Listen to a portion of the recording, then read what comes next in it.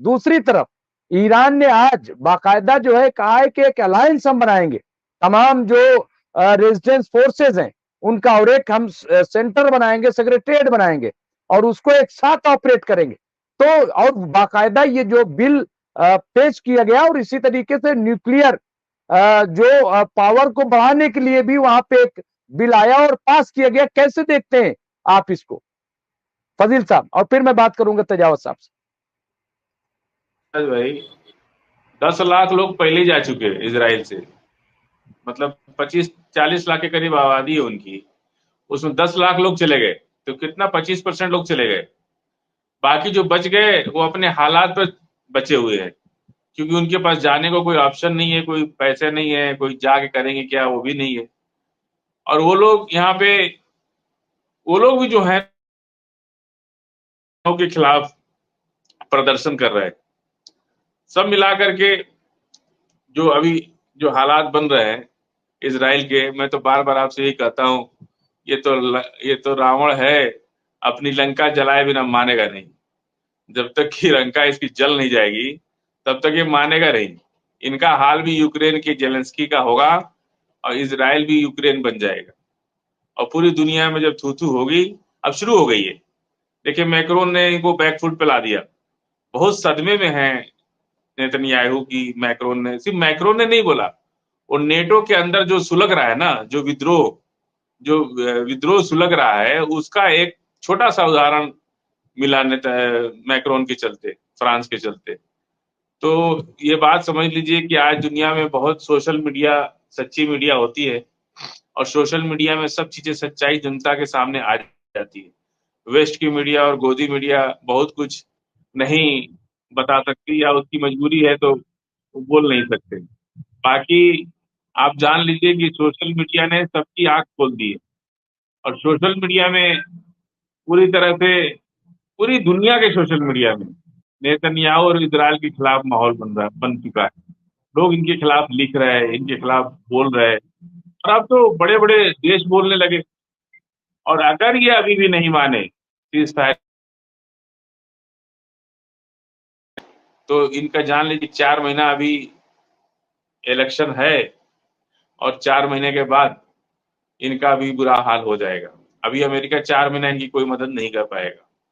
तो अभी ये स्थिति इनकी ऐसी बनती चली जा रही है, और अभी ये मान नहीं रहे नेतन्याहू।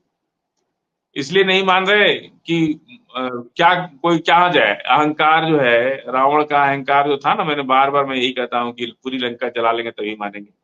ये अहंकार इनका है, सोल्यूशन की तरफ नहीं जा रहे, इसका रास्ता क्या है उसकी तरफ नहीं जा रहे, ये अमेरिका के और एक चढ़ाने में ब्रेकिंग आकर खबर, के। फजील साहब एक ब्रेकिंग खबर दे दे अपने लोगों को कि एक पुतिन यानी रूस के प्रेसिडेंट और ईरान के प्रेसिडेंट डॉक्टर मसूद पेजेश्कियान, इन्होंने एक अर्जेंट मीटिंग कॉल की है। ये दोनों अर्जेंट मीटिंग करने जा रहे हैं। ये बहुत बड़ी खबर है कि रूस और ईरान एक अर्जेंट मीटिंग में जा रहा है। इसका मतलब ये कि कोई बहुत बड़ा ऑपरेशन जो है अंजाम दिया जाएगा। ये बहुत बड़ा, और मैं समझता हूं कि जब जंग के माहौल में, और खास तौर से जब दो मुल्क आमने सामने हो, बिल्कुल ऐसे में दो बड़े मुल्कों की मीटिंग बड़ी अहमियत की हामिल होती है।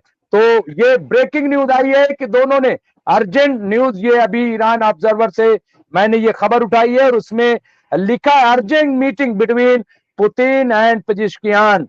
The Kremlin said the meeting would be held in Turkmenistan.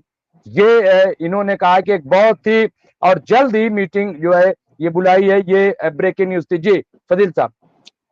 देखिए इस मीटिंग के पीछे अभी एससीओ की बैठक में जयशंकर साहब जा रहे हैं पाकिस्तान, और एससीओ की बैठक वो रूस के दबदबे वाला संगठन है और पाकिस्तान में हो रहा है, और उसमें ईरान को भी शामिल किया गया है।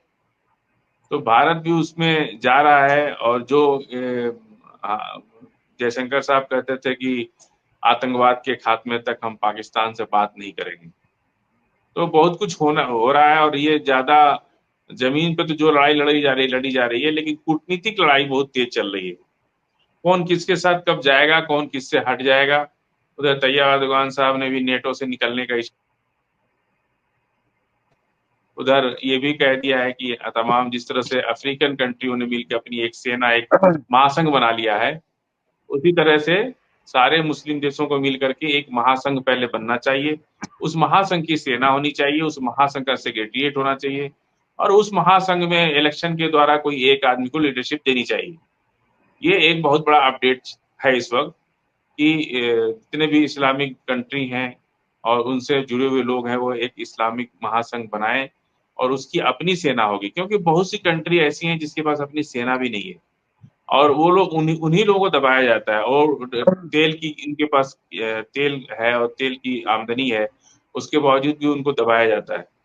तो ये सब चीजें जो चल रही हैं ये सब मिला करके आप देखिए जिस तरह से आज भी हमलावर है जो लेबनान पूरी तरह से इनके ऊपर बार बार अटैक कर रहा है और ये संयमित होकर बात कर रहे हैं। इजराइल ने जवाब देने की हिम्मत नहीं जुटा पा रहा है, क्योंकि अगर जवाब देंगे तो रूस एकदम तैयार बैठा है और पूरी कंट्री इनके खिलाफ माहौल बन जाएगा, इसीलिए चुप बैठे। जी बिल्कुल। और मैंने जैसे कि कहा था, दोनों बड़े तजिया निगार हमारे साथ मौजूद हैं, पॉलिटिकल एनालिस्ट मौजूद है और दोनों से हम बात कर रहे हैं और दोनों के आप राय सुन रहे हैं। मैंने आज जो अपना थंबनेल लगाया वो ये कि इमाम खुमैनी का एक अवतार आया है सामने और वो है इमाम खुमैनी के पोते आयतुल्लाह हसन खुमैनी। आज उन्होंने ईरान टीवी पर जो इंटरव्यू दिया है, जिससे मैंने आज अपनी इस बुलेटिन का आगाज किया है, लाइव का आगाज किया है, उसमें 4 बातें जो बड़ी इंपॉर्टेंट कही गई हैं। मैं चाहूंगा कि एक एक करके आप दोनों उनमें से बताएं। एक तो उन्होंने कहा है कि हम 2 नेशन थ्योरी को नहीं मानते हैं, ये 2 कौमी नजरिया जो है उसकी हम मजम्मत करते हैं, क्योंकि ये जो नाजायज इजराइल है उसको जायज करार देने के लिए ये किया जा रहा है, नंबर 1। दूसरा उन्होंने कहा है कि आखिर क्यों ना वहां पे रेफरेंडम करा लिया जाए, जनमत संग्रह करा लिया जाए और अगर ऐसा कराया गया तो इजराइल वहां पे खत्म हो जाएगा, इजराइल को कोई नहीं वो करेगा। तो मैं सबसे पहले 2 चीजों पे प्रोफेसर तेजावत क्या कहेंगे आप? ये कहा है कि क्यों ना जनमत संग्रह करा लिया जाए, क्यों ना जो है वो रेफरेंडम करा लिया जाए, क्या क्या कहते हैं आप, क्या ऐसा मुमकिन है? मुमताज साहब, ऐसा मुमकिन तो लगता नहीं है, क्योंकि वहाँ की जितनी भी जो पावर सेंटर्स हैं उस पे इजरायलियों का कब्जा है। ऐसे में अगर रेफरेंडम कराया भी जाता है तो या तो वो फेक रेफरेंडम होगा जिसका कोई मायने नहीं होगा, तो वो खाली एक तरीके से आई वॉश होगा। पर मुझे नहीं लगता कि जो वेस्टर्न फोर्सेज हैं वो इसके लिए भी तैयार होगी, क्योंकि वह एक और कोई झमेला बिल्कुल भी लेना नहीं चाहिए। पर यह सच है, क्योंकि जहां तक इंडिया का स्टैंड है, भारत का जो स्टैंड रहा है वो 2 नेशंस थ्योरी का फेवरेबल रहा है और वो ये चाहता था कि दरअसल जो पूरा जो कंट्री है उसको 2 हिस्सों में डिवाइड कर लें और एक में फिलिस्तीनी रहें और दूसरे में जो इजराइल के लोग हैं वो रहें। तो ये भारत का स्टैंड रहा है। हालांकि अभी की तारीख में अगर हम देखा जाए तो फिलिस्तीन जो पूरे कंट्री के खाली 1/10 हिस्से में शुरुआत में था। एक और ब्रेकिंग खबर आई है तेजावत साहब, एक और ब्रेकिंग खबर आई है, मैं वो दे देता हूं लोगों को, अपने लोग क्योंकि बड़ी तादाद में लोग जुड़े हुए हैं और चाहते हैं कि हम अपडेट रहें। ब्रेकिंग खबर ये, हिजबुल्लाह का जंग के आगाज के बाद से सबसे बड़ा हमला हुआ है, सबसे बड़ा हमला किया है ये हिजबुल्लाह ने। अभी ताजा खबर है, हैफा और क्रियत पर मिसाइलों की बारिश, 105 मिसाइलें जो है अभी दागी गई हैं और एक तस्वीर में आपको चूंकि दिखा नहीं सकता कि किस तरह से बिल्कुल मिसाइलों का एक झुंड जो है वो तस्वीरों में दिखाया जा रहा है। यहाँ पे सैर न्यूज एजेंसी ने ये खबर अभी अपडेट की है। सयूनी मीडिया यानी इजरायली मीडिया ने अपनी रिपोर्टों में कहा है कि हिजबुल्लाह लेबनान के deputy secretary general Sheikh Naim Qassem के खिताब के मौके पर मकबूजा इलाकों पर दर्जनों रॉकेट दागे गए, जिसके बाद हैफा, क्रियोत और इसके अतराफ के इलाकों में खतरे के सायरन बजने की आवाजें सुनी गई हैं। सयूनी यानी इजरायली मीडिया ने रिपोर्ट दी है कि हिजबुल्लाह ने आज हैफा और इसके अतराफ में जो हमला किया है वो जंग के आगाज के बाद से अपनी नौयत का, अपनी तरह का सबसे बड़ा हमला किया गया है। तो आप देखिए, मकबूजा शहर हैफा के गवर्नर ने भी ऐलान किया है कि खलीज हैफा में कम से कम एक इमारत को निशाना बनाया गया है। सयूनी चैनल 12 ने भी खबर दी है कि हैफा और क्रियोत में कम से कम 5 मकामात पर हिजबुल्लाह ने अपने मिसाइल दागे हैं। तो ये एक बहुत बड़ी ब्रेकिंग खबर थी जो मुझे लगा कि आपको ये बात पहुंचा दी जाए। अब आप देखिए, एक तरफ जमीनी सतह पर जो तेजावत जी लड़ाई चल रही है, और एक आप देखिए कि एयर स्ट्राइक भी, यानी अभी भी हिजबुल्लाह जो है वो हार मानने के लिए तैयार नहीं है, वो झुकने के लिए तैयार नहीं है, किसी तरह से कमजोर नजर नहीं आ रहा है। लेकिन सबसे पहले जो बात हमने शुरू की थी, तेजावत जी वहीं से आप जोड़िए। बिल्कुल, मैं यही कह रहा था, जो रेफरेंडम की बात कर रहे थे, पर अभी जी जी उस बात को एक तरफ रख के हम ये आप वाली बात को हम आगे बढ़ाते हैं, तो ये बिल्कुल ठीक है, हिजबुल्लाह नहीं झुकेगा, और वह 1996 जब से ये बना है तब से नहीं झुका है। वो बात अलग है कि कभी कभी जो ताकतें हैं वो उन पे हावी हो जाती है, जो खासकर जो इंपीरियलिस्ट ताकतें हैं, जो इंपीरियलिज्म में यकीन करती है, तो वो है। मैं आपसे ये कह रहा था कि पूरी फिलिस्तीन की उस जमीन पे जहां ये लोग 10% थे, धीरे धीरे धीरे धीरे वहां उन्होंने पूरे फिलिस्तीन पे कब्जा कर लिया। और अगर आज की तारीख में अगर देखा जाए तो 50% से भी ज्यादा, उन्होंने लगभग 75% जगह उनकी ऑक्युपाइड कर रखी है। तो ऐसे में जो अगर उस नेशन का दो डिवाइड भी कर लें, जिसके लिए एक हद तक कभी लोग तैयार भी हुए थे दोनों तरफ के, तो वो इजराइल इसके लिए भी नहीं मान रहा है। पहले तो वो इस चीज के लिए तैयार था, पर अब क्योंकि उसके पास ताकत है, उसके पास ज्यादा वह बार्गेनिंग ताकत भी है, इसलिए वह यह सिर्फ सब चीजें मानने के लिए तैयार नहीं है। पर ये कब तक रहेगा ये पता नहीं है, क्योंकि मुझे मालूम है कि 1996 के उनके वहां के जो इंटरनल क्लैशेस और अनरेस्ट के बाद में जो इजराइल के लोग जिनसे मेरी मुलाकात हुई थी, मैं उस समय यूनिवर्सिटी कॉलेज में ही पढ़ा करता था, तो उस समय मैंने देखा है कि वो किसी भी और दूसरे कंट्री के मुकाबले में वो काफी डरी हुई कौम थी, और उनके अंदर हमेशा एक डर रहता है। तो आप जो कह रहे हैं कि वहां से लोग भाग रहे हैं, वो काफी हद तक सच है। अगर उन जो व्हाइट रेस में अगर हम देखें, तो आज की तारीख में सबसे जो डरे हुए लोग हैं वो इजराइल के लोग हैं। तो अगर आप कुछ गलत करते हैं, किसी की लोगों की जमीन को जबरदस्ती हड़पते हैं, तो आपकी नींद भी ठीक से नहीं रह सकती, फिर आपकी भी नींद हराम होगी। और अगर आप कुछ गलत करते हैं तो उसके लिए आपको हमेशा तैयार रहना होगा, बिल्कुल। जो मुमताज जी साहब जी मुझे जी लगता है। जी जी, जी बिल्कुल बिल्कुल सही कह रहे हैं। और फजील साहब, वही आयतुल्ला हसन खुमैनी जो इमाम खुमैनी के पोते हैं, उन्होंने ये कहा है कि इजराइल से मुकाबले के लिए एक ठोस मजबूत नजरिए की जरूरत है, नंबर एक। और उन्होंने कहा कि ये इस तरह से मानने वाला नहीं, पीछे हटने वाला नहीं है, बल्कि इसको मुंह तोड़ जवाब देने की जरूरत है। ये आज उन्होंने अपने इंटरव्यू में कहा है। तो क्या ये माना जाए कि वही तेवर इमाम खुमैनी वाले ये उनके पोते लेकर के आए हैं, मुमताज, वो आयतुल्ला हसन खुमैनी? जिस तरह से लेबनान हमले पे हमले करते जा रहा है, जी लेबनान खुद उकसाने की कार्रवाई कर रहा है इजराइल को कि ये जवाब दें, दुनिया के सामने आए खुल करके। जब मारना चाह रहे हैं उसके बाद फिर और तगड़ा जवाब दिया जाएगा। आपको क्या लगता है कि कोई डरा हुआ कंट्री होता है लेबनान, तो वो तो कहता है कि चलो ठीक है, एक बार हमला हो गया, अब धीरे से बैठ जाओ, उनका इंतजार करो।